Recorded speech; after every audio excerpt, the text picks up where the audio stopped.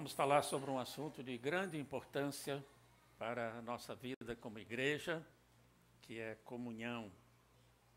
Eu sei que esse assunto é bastante mencionado em muitas passagens, em muitas palavras, pregações. Alguma coisa falou aqui. Mas a saúde da igreja depende disto. Eu sei que não vou acrescentar nada novo, mas vou estar recordando esse assunto para a gente levar isso a sério e alguns meios da gente cultivar a nossa comunhão e que nós queremos lembrar. À guisa de introdução, vamos só recordar que nós vivemos numa sociedade globalizada, massificada, despersonalizada e automatizada e muitas outras hadas. A gente percebe isso andando na rua, essa massa de gente, não lá na rua do Clinton, que é difícil a gente ver um ser humano muito quieto, muito sossegado. Mas aqui, quando a gente vai numa dessas praças da cidade, Lago do Machado, Lago da Carioca e outros lagos por aí, a gente vê uma multidão tão grande. E a gente não se conhece. Nós temos na nossa sociedade, isso no mundo inteiro, dado mais importância aos números do que às pessoas. O resultado disso é que nós temos muitas pessoas anônimas e solitárias, gente desconhecida que a ninguém conhece. Essa foto apenas ilustra isso que a gente vê todos os dias e que acontece conosco também. Só que nós necessitamos de amizades, nós somos gregários, nós não gostamos de solidão, às vezes até buscamos um pouco de privacidade, de solidão, para algum tempo de reflexão ou por causa de cansaço, mas nós não suportamos a quietude por muito tempo. Nós precisamos de estar com as pessoas, precisamos de amizades sinceras, precisamos de família, precisamos de grupo, e aí está um dos nossos pequenos grupos, tão necessários para a nossa vida social e principalmente eclesiástica, e nós precisamos da igreja. Muita gente está desigrejada porque se aborreceu de alguma forma, perdeu a comunhão, desgostou-se com pessoas e abandona a igreja do Senhor Jesus que ele tanto ama, o que não é certo. Falando de comunhão na igreja, o apóstolo Paulo escreveu aos Efésios, principalmente se dirigindo aos gentios naquela igreja. Ele lembra aqueles gentios que eles outrora não eram do povo de Deus. Eles não tinham participação nas promessas de Deus a Abraão. Estavam sem Cristo, estavam sem Deus, estavam sem esperança no mundo. Mas quando se converteram a Cristo Jesus, eles foram unidos à igreja do Senhor Jesus e unidos aos judeus que já estavam lá. Havia, como nós sabemos, entre gentios e judeus, uma inimizade milenar, de grandes proporções. E Paulo se refere a essa inimizade como uma parede de separação e explica que Jesus, pela sua graça, uniu aquela gente, derrubou a parede de separação. E agora Paulo diz aos gentios que antes não eram do povo de Deus, que eles agora são parte desse povo e que eles são a família da fé, a família de Deus. É interessante como Paulo se refere à igreja como uma família espiritual. Eles são membros de uma igreja e são mais que amigos. São irmãos em Cristo Jesus, membros de uma família espiritual. Os primeiros cristãos tinham consciência de que eles eram uma só família, com muitos irmãos. Se pensarmos na igreja local, nós temos cerca de 80, 90 pessoas, membros desta família, mesmo que não sejam oficialmente, por profissão de fé, ou por transferência, ou jurisdição, estão agregados conosco e são parte desse corpo de Cristo que é a Igreja Presbiteriana Libertas. Mas se nós pensarmos na Igreja de Cristo em toda a cidade do Rio de Janeiro, em todo o Brasil, em todo o mundo, onde nós formos, visitamos uma igreja cristã, evangélica, nós nos sentimos em casa, nós somos acolhidos como irmãos, nós somos membros da família da fé. Nós somos também um só corpo, com muitos membros. São figuras que o apóstolo Paulo usa para se referir à igreja, família, corpo, somos o corpo de Cristo, Cristo é o cabeça, nós somos os membros do corpo. Paulo também se refere, e aqui Jesus também, à igreja como uma videira, uma planta muito comum nos dias de Jesus e na Palestina ainda hoje, a videira, com muitos ramos. Jesus não contou a parábola da videira em João capítulo 15, eu sou a videira, vós sois os ramos, então ele é o tronco, nós somos os ramos desta árvore frutífera. E também o apóstolo Pedro usou a figura do templo, uma casa espiritual onde Deus habita. O templo é construído com muitos tijolos, ou no caso antigo, com muitas pedras. Então são muitas pedras, mas no fim uma única casa. Todas estas passagens, usando figuras diferentes, apontam para o fato que nós estamos unidos, nós somos um só, uma família, um corpo, uma videira, um templo, embora sejamos muitos. Aqueles cristãos, por serem um só corpo em Cristo Jesus, um só templo, uma só videira, uma só família, perseveravam na doutrina dos apóstolos e na comunhão, no partir do pão e nas orações. A comunhão é mais do que simplesmente estar junto, é ter uma conexão espiritual, uma amizade sincera, uma ligação de alma, a nos importarmos uns com os outros, nos amarmos uns aos outros. Então, eles estavam juntos, tinham comunhão e perseveravam no estudo bíblico, na doutrina dos apóstolos, no partir do pão e nas orações.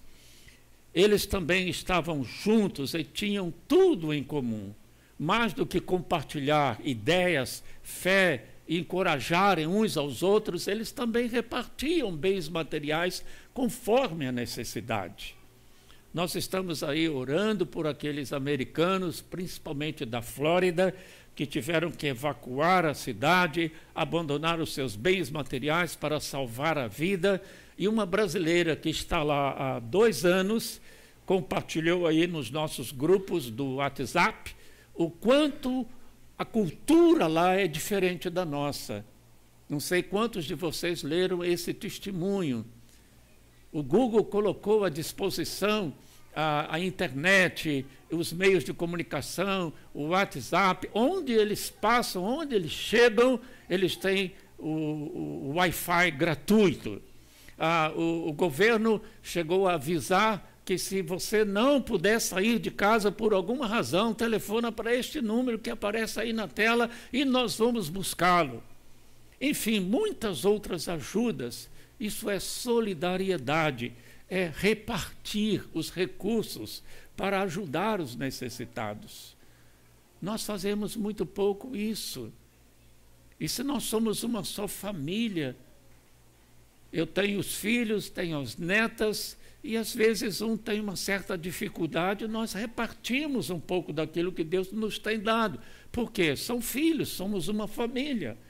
Mas em amplitude maior, a igreja, como vimos, somos também uma família. E devemos fazer com a família maior, na medida do possível, com a direção de Deus e com prudência, devemos também estender as mãos no sentido material, de ajudar, se algum dos nossos irmãos está passando por necessidade material. Aqueles cristãos no primeiro século, por causa da comunhão, eles amavam uns aos outros. Não de boca apenas, mas de verdade, como o Senhor Jesus ensina nesta passagem. Eles levavam as cargas uns dos outros. Todos nós, irmãos, temos cargas. Nós temos emoções fortes. Nós temos preocupações. Nós temos dissabores. Passamos por provações. Temos problemas. E levar estes problemas sozinhos é muito sofrido. E é muito bom quando nós temos ouvidos atentos, pessoas que se dispõem a nos ouvir e então orar por nós, nos dar conselhos e nos ajudarem praticamente. Eles levavam as cargas uns dos outros. E também eles alegravam-se e choravam uns com os outros. Eu tenho uma série de estudos intitulada Membros uns dos outros. E ali eu analiso 10 expressões de mutualidade no Novo Testamento. Eu, na verdade, encontrei cerca de 30 passagens falando de ajudar mutuamente ou uns aos outros. Então, essa expressão mutuamente ou uns aos outros é muito recorrente no Novo Testamento. E tem tudo a ver com a família da fé, com a comunhão. Nós não somos isolados, nós não cuidamos só da nossa vida, nós temos que nos ajudar uns aos outros de todas as maneiras. Esses textos dizem: orai uns pelos outros, levai as cargas uns dos outros, chorai e alegrai-vos uns com os outros, exortai-vos mutuamente, orai uns pelos outros, não sei se eu já mencionei, enfim, são 30 expressões. Para você ver a ênfase bíblica nessa interdependência. Nós precisamos dos outros e os outros precisam de nós. Isto é comunhão. Qual é o texto básico da comunhão? O texto mais claro, mais importante da Bíblia sobre comunhão. Eu gosto de lembrar algumas passagens que tratam de certos assuntos muito especificamente. Qual é o capítulo da ressurreição? Que fala da ressurreição de Jesus Cristo e da nossa ressurreição. Vocês sabem? 1 Coríntios 15. Qual é o capítulo do amor? Muitas passagens sobre o amor, mas o principal, 1 Coríntios 13. Quais são as passagens mais indicadas para um estudo sobre os dons espirituais? Romanos 12. Efésios 4.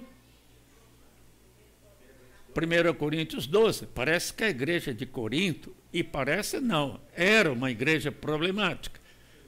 Porque essas passagens assim sobre assuntos de grande importância estão todas na carta de Paulo aos Coríntios. E qual é o capítulo da comunhão? O capítulo que fala mais claramente sobre a comunhão. Será que vocês sabem? 1 João, capítulo 1, versículos 1 a 10. Eu acho que você viu o meu sermão antes. Vou dar uma lida nesta passagem e depois voltar versículo por versículo para analisar os pontos principais. Começando no versículo 3. O que temos visto e ouvido, e anunciamos também a vós outros, para que vós igualmente mantenhais comunhão conosco. Ora, a nossa comunhão é com o Pai e com o seu Filho, Jesus Cristo. Estas coisas vos escrevemos para que a nossa alegria seja completa. Ora, a mensagem que da parte dele temos ouvido e vos anunciamos é esta: que Deus é luz e não há nele treva nenhuma. Se dissermos que mantemos comunhão ou com ele e andarmos nas trevas, mentimos e não praticamos a verdade. Se, porém, andarmos na luz, como ele está na luz, mantemos comunhão uns com os outros, e o sangue de Jesus, seu Filho, nos purifica de todo pecado. Se dissermos que não temos pecado nenhum, a nós mesmos nos enganamos e a verdade não está em nós. Se confessarmos os nossos pecados, Ele é fiel e justo para nos perdoar os pecados e nos purificar de toda injustiça. Se dissermos que não temos cometido pecado, fazemo-lo mentiroso e a sua palavra não está em nós. Então vamos dar uma olhada versículo por versículo, enfatizando algumas palavras. Primeiro, versículos 1 a 3, a primeira parte do versículo 3, nós lemos, frisando aí as palavras, o que temos ouvido. Ouvimos a pregação, ouvimos o Evangelho. O que temos visto, mais do que ouvir, nós vimos. No caso de João, ele conviveu com Jesus, ele viu Jesus, ele viu os milagres, as obras de Jesus. E as nossas mãos apalparam, eles abraçaram Jesus. Eles tiveram uma experiência bem vivenciada com respeito ao verbo da vida, que é Jesus.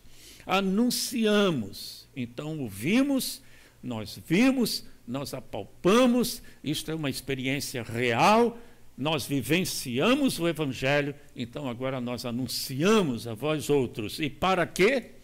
Para que vós igualmente mantenhais comunhão conosco. Então já percebemos que a base da comunhão, como é que a comunhão se estabelece entre as pessoas na igreja?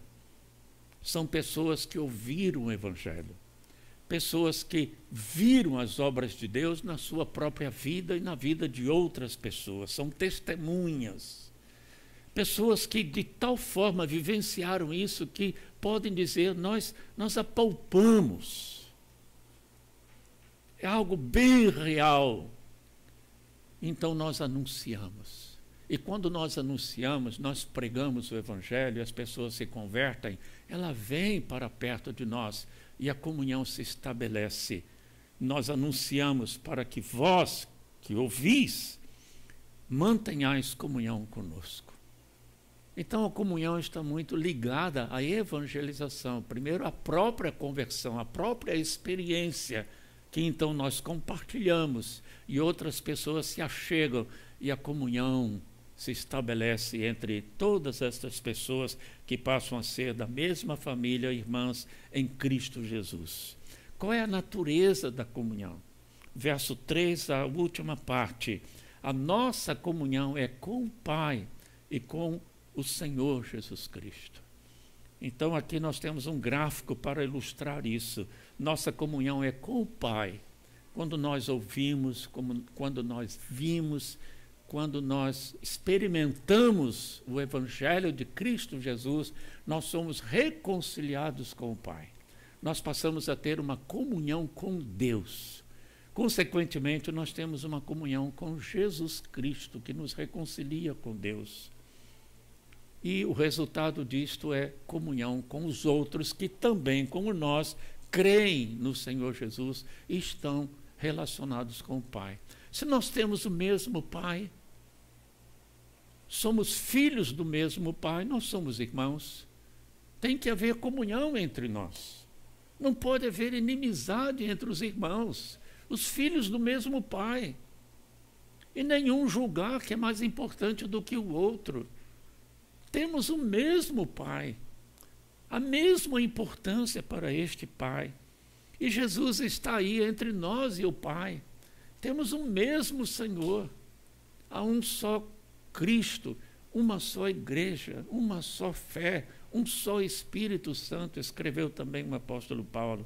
Então é a comunhão com o Pai e a comunhão com o Senhor Jesus que nos une entre nós, irmãos, porque todos dependemos do Pai e amamos o Senhor Jesus Cristo. Essa é a natureza da comunhão. A condição para que essa comunhão se estabeleça, versículos 5 a 7, a mensagem que da parte dele temos ouvido e vos anunciamos é esta: Deus é luz. E quando se diz que Deus é luz, não significa necessariamente que ele está iluminando, ele criou a luz. No Gênesis, haja luz e houve luz. Ele não é a luz. Ele criou a luz. ele mantém a luz, que é um fenômeno físico, mas figurativamente se diz que Deus é luz, porque isto chama a atenção para a pureza de Deus. Deus é luz e não há nele treva nenhuma. Se andarmos na luz, como Ele está na luz, mantemos comunhão uns com os outros. E qual é então a condição para nós termos comunhão uns com os outros, irmãos? Além da já mencionada comunhão com Deus e com Cristo, nós precisamos ter vidas santas, puras, iluminadas, como o próprio Deus. O nosso Pai Celestial, com quem temos comunhão, é um Deus puro, é um Deus santo, é um Deus transparente, se assim podemos dizer também. Então, andar com Deus é andar em santidade, andar em pureza. E se nós o fazemos, então nós temos comunhão uns com os outros. Isso pode ficar mais claro da seguinte forma.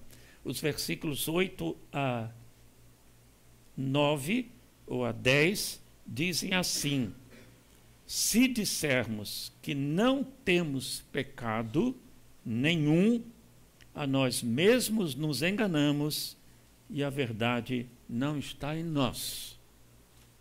Então, para andar na luz, a primeira coisa que precisamos fazer é reconhecer nossos pecados, admitir nossas obras das trevas e deixá-las, passar a praticar as obras da luz, aquelas que fazemos na presença de todos e das quais não temos que nos envergonhar, não temos que esconder. É assim que Paulo fala das obras da luz e das obras das trevas. E ele frisa que nós não somos das trevas. Ele diz que esse mundo é um mundo trevoso. Mas nós viemos para a luz de Cristo, que também disse: eu sou a luz do mundo. E depois disse aos seus discípulos convertidos que tinham comunhão com ele: vós sois a luz do mundo. Então, andar na luz significa, primeiramente, reconhecer pecados com sinceridade, confessá-los e deixá-los. E o verso 9 enfatiza: se confessarmos os nossos pecados, Ele, Deus, é fiel e é justo para nos perdoar os pecados e nos purificar de toda injustiça. Então, confessando, Ele nos purifica e nos perdoa. E se dissermos que não cometemos pecado, fazemos-lo mentiroso, e a sua palavra não está em nós. Coloquei aqui algumas palavras. Precisamos, então, sair das trevas.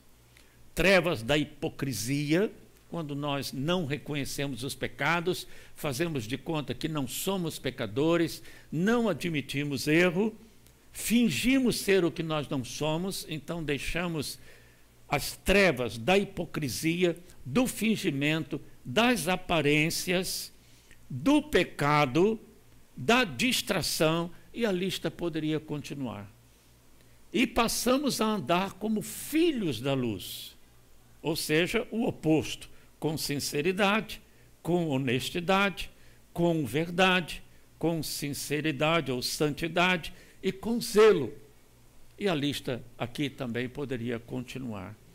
Então, se andamos na luz, como Ele está na luz, nós temos comunhão, e isto que significa andar na luz. E qual é o resultado da comunhão? Verso 4, o apóstolo escreveu: estas coisas, tudo isso que estamos analisando, vos escrevemos para que a vossa alegria seja completa.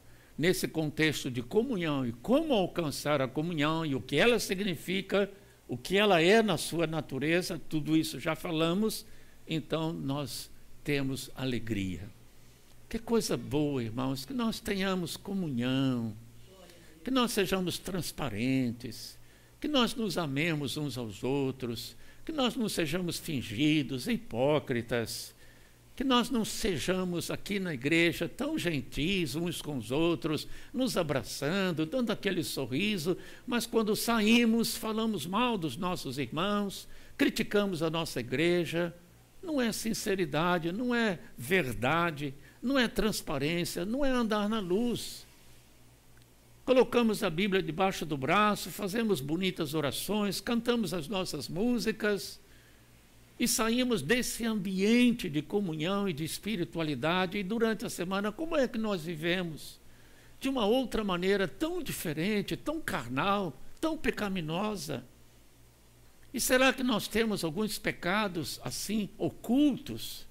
Coisas que nós não faríamos se um irmão em Cristo, e não vou nem dizer o pastor, estivesse lá na nossa casa, lá com o casal. Será que o casal falaria do jeito que costuma falar um com o outro, brigando, discutindo, na presença de um irmão em Cristo Jesus?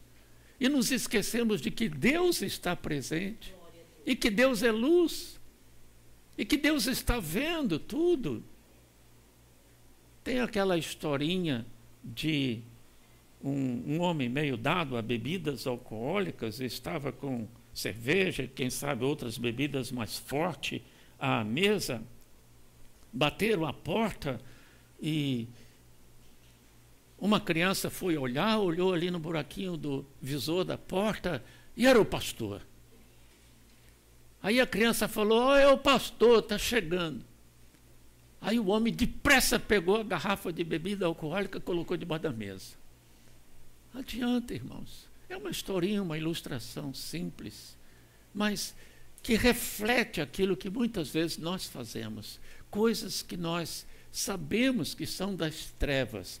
Tanto sabemos que nós as escondemos dos outros que nos conhecem, porque não queremos que eles saibam que nós fazemos tais coisas.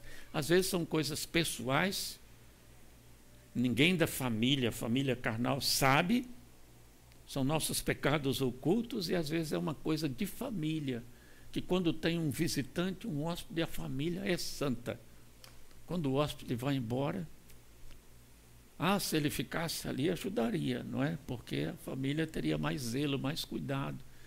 É disso que nós estamos falando. Se nós vivemos assim, hipocritamente, fingidamente, descuidadamente, não andamos na luz, quebra-se a comunhão, porque nós não somos sinceros e nós, consequentemente, perdemos a alegria de nos conhecermos bem uns aos outros. Não significa que nós não vamos observar na vida de nossos irmãos algumas lacunas, algumas falhas, como também eles vão observar na nossa própria vida. E é para isso que nos amamos uns aos outros. É para isso que temos a comunhão. Somos pecadores, mas pecadores perdoados, pecadores redimidos, pecadores que estão num processo de santificação, de aperfeiçoamento. Então, perdoamos uns aos outros, oramos uns pelos outros, levamos as cargas uns dos outros, ajudamos-nos uns aos outros, sem condenar, sem jogar pedras, porque nós temos os nossos próprios problemas. Esse viver em comunhão e ajuda é que nos traz a alegria verdadeira na igreja do Senhor Jesus Cristo. A mensagem, então, de 1 João é esta, recordando: veja, ouça, experimente, ande na luz e cultive e preserve a comunhão. Falando de preservar a comunhão, quero, caminhando para o fim, enfatizar que a comunhão não é criada por nós. A comunhão é quase um resultado automático da fé, da reconciliação com Deus. A nossa comunhão, escreveu João, é com o Pai e com o seu Filho, o Senhor Jesus Cristo. Estabelecida essa comunhão com o mesmo Pai, o mesmo Senhor, então temos comunhão uns com os outros. O nosso papel é preservar, conservar, cultivar esta comunhão, alimentá-la. Se andarmos na luz, nós mantemos, nós não criamos, nós sustentamos, nós mantemos a comunhão que Deus criou. E Paulo escreveu sobre isso também. Resultado, muita alegria. A palavra final aí, sobre isso que vínhamos falando, que vemos no texto de João, a comunhão é como uma plantinha que precisa ser adubada e aguada. A plantinha foi criada por Deus, a semente é germinada por Deus, é um processo da natureza criada por Deus. Deus é que faz este milagre, mas o que é que o homem faz? Ele planta, ele aduba, ele capina, ele cuida da plantinha e Deus faz ela crescer. Manter ou preservar a comunhão é uma das tarefas dos nossos pequenos grupos. Porque a igreja cresce, nós nos assentamos assim, não é? Aqui até tem essa vantagem que os daqui vêm, os dali vêm, os de cá. Se fosse um círculo, melhor seria, mas na medida em que a igreja cresce, o tradicional é ter as cadeiras, os bancos. E o que acontece? A gente não olha nos olhos das pessoas, a gente olha na nuca das pessoas. Isso, de certa forma, é um prejuízo para a comunhão. Mas é preciso porque existe o cântico congregacional, existe aqui um grupo de louvor à frente para o qual nós olhamos, existe a pregação e nós estamos aqui atentos, ouvindo, mas quando acaba, nós nos abraçamos, nós nos conversamos um pouco, perguntamos uns aos outros. Por isso que é bom não sair muito depressa da igreja quando acaba o culto, a menos que você tenha uma necessidade imperativa de fazê-lo. Mas geralmente nós gostamos aí do lanchinho, nós gostamos de estar um pouco mais uns com os outros. Ainda não é suficiente. Então, muitas igrejas ao redor do mundo têm o que nós chamamos células, ou pequenos grupos, ou grupos familiares, porque então, sendo menores esses grupos, nós podemos realmente ficar em círculo e compartilhar um pouco das nossas vidas uns com os outros. Nós temos esse ministério, graças a Deus. Façam todo o possível para se manterem, outra vez a ideia de preservar a comunhão, se manterem unidos no Espírito, ligados pelo vínculo da paz, pois há um só corpo e um só Espírito, assim como vocês foram chamados para uma só esperança. Que nada, irmãos, destrua a nossa amizade ou rompa a nossa comunhão.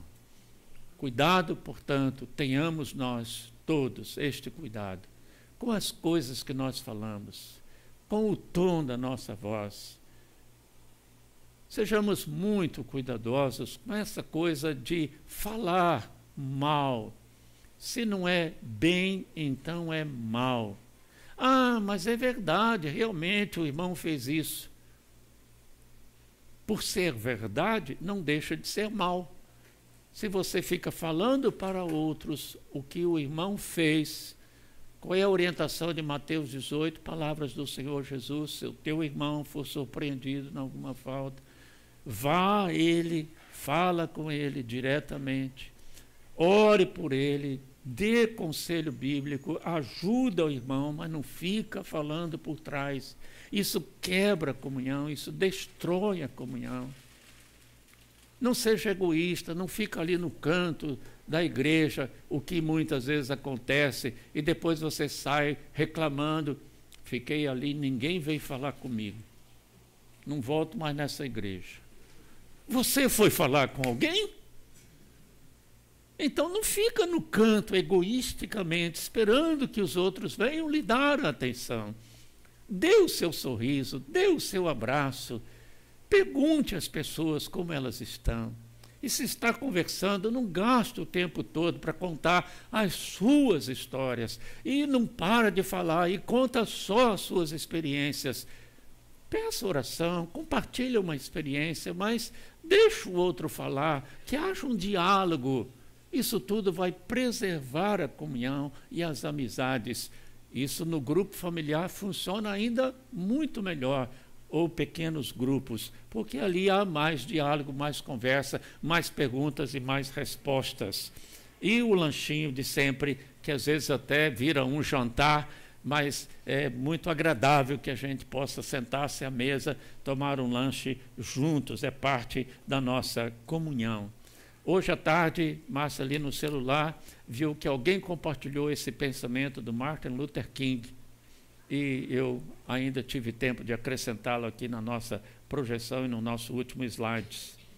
Temos aprendido a voar como os pássaros e a nadar como os peixes, mas ainda não aprendemos a simples arte de viver juntos como irmãos.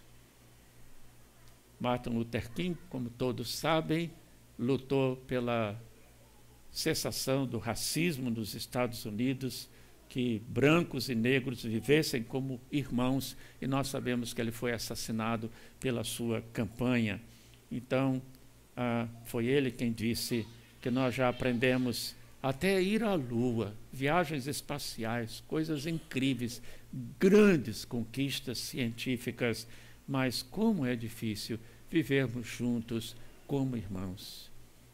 E se nós não começarmos isto em casa, irmãos, marido e mulher, pais e filhos, quem sabe mais alguns parentes, às vezes próximos, se nós não começarmos isso em casa, dificilmente nós teremos isso na igreja. A igreja é a soma de famílias, então, se todas as famílias cultivarem a comunhão em casa, o diálogo, a amizade, o respeito, então nós teremos isso na família maior que é a igreja. Na próxima quinta-feira, antecipando aí um dos nossos avisos, nós teremos a confraternização dos nossos pequenos grupos, que são 4 ou 5. Temos um que ainda não está muito bem definido como pequeno grupo no sistema da igreja, mas não deixa de ser, e está um grande grupo, que é o grupo dos casais mais jovens da igreja, que tem se reunido regularmente. E eles estão convidados por mim, através do WhatsApp, para estarem aqui na quinta-feira, junto com os demais grupos. Próxima quinta-feira, às 19h30, aqui na igreja. E aí no boletim nós estamos pedindo aos coordenadores dos pequenos grupos que se entendam com o grupo para ver o que cada um pode trazer para a nossa festinha, para o nosso lanche. Eu acho que o presbítero Rogério não vai ser nenhum lanche. Está com cara de que vai ser um jantar. Ó, muita gente para trazer coisa para a gente comer. É preciso combinar, porque imagine que todos tragam coxinha de galinha. A gente vai sair daqui igual Israel no deserto depois de comer as codornizes. Sair até pelos narizes, diz a Bíblia. Então vamos combinar para a gente trazer coisas variadas. A dona Márcia já assinalou aí com um caldo, não é? Não sei de que o caldo, mas quem sabe, não é? Então, irmãos, é isso que eu queria falar com vocês. A nossa igreja, o sermão não é encomendado, o sermão não é no sentido de que precisa corrigir a falta de comunhão na igreja. O espírito não foi esse, o espírito foi preservar a comunhão que nós temos. Ver o quanto isso é importante e dar maior atenção a isso e evitar qualquer coisa que venha a quebrar a comunhão, a aborrecer um irmão. E se por acaso, na nossa fraqueza humana, algo assim acontecer, o que é que nós devemos fazer prontamente? Telefonar, mandar uma mensagem, quem sabe marcar um encontro. Meu irmão, eu senti que eu não devia ter falado o que falei com você, até o tom da minha voz, por favor, me perdoe. Aí o outro irmão, perfeitamente, meu irmão, vamos jantar juntos? Aconteceu na família, a mesma coisa, marido com mulher. Vão lá, reconcilia logo. Não se ponha o sol sobre a vossa ira, mantenha a comunhão. Comunhão do casal, comunhão da família menor e então a comunhão da família maior. É um encorajamento para nós prestarmos atenção a isso, porque comunhão é saúde para a igreja. Amém? Nós vamos fazer uma oração antes do cântico, e nessa oração, além do assunto da mensagem, nós queremos mencionar a nossa pátria, irmãos. Eu escrevi uma mensagenzinha muito curta, na verdade é o resumo de uma mensagem que eu já tinha no blog, porque tivemos aí o 7 de setembro, e como falta alegria com o nosso país, como falta encorajamento, falta esperança, faltam homens íntegros. A gente anda muito triste. Não estamos orgulhosos da nossa pátria, nós estamos envergonhados. Isso é muito desagradável, isso é muito triste. Tivemos aí uma corrente de oração. Nós, além de termos orado de manhã cedo, como sempre fazemos, quando chegou ao meio-dia, a Márcia bateu lá no meu escritório, em casa, meio-dia, todo mundo, em muitas partes do país, vai estar orando pela pátria. E nós paramos o que estávamos fazendo e fizemos a nossa oração pela nossa pátria. Vamos orar pelo Brasil e nós vamos cantar um hino que é uma oração pela pátria e que é mencionado aí no título da mensagem, ou melhor, no fim da mensagem, que tem esse título, A Minha Pátria para Cristo.